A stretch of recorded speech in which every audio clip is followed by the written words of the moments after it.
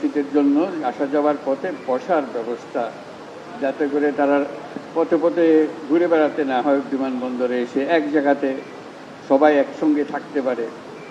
আরও অন্যান্য প্যাসেঞ্জারও থাকে, তাদের মধ্যে মিশে গেলে একটু বোঝা যায় না কে প্রবাসী কে অন্য কারণে বিদেশ যাচ্ছে। যেহেতু প্রবাসীরা যারা যায় তারা সারা দেশ থেকে বিভিন্ন জায়গা থেকে আসে, এটা তাদের এখানে তাদের বাসস্থান নাই, তারা এখানে অসহায় বোধ করে যে আমরা কোথায় যাব, কার কাছে যাব, কে আমাদের কথা শুনবে, আমরা বুঝতে পারছি না। তো সেই জন্য এক জায়গাতে হলে সবাই সবার কথা নিজেদের মধ্যে বুঝতে পারবে, যে আমরাও তাদের সঙ্গে যোগাযোগ করতে পারবো তাদের সমস্যা সমাধানের জন্য।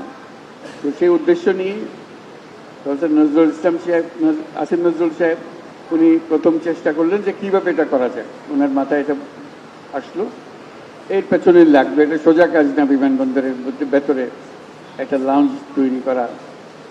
তো সেইটা সফল হওয়ার কারণে ওটার উদ্বোধনী ছিল, সেখানে আমাকেও আমন্ত্রণ জানানো হয়েছিল, আমি এসে খুব খুশি হয়েছিলাম সবাইকে দেখে।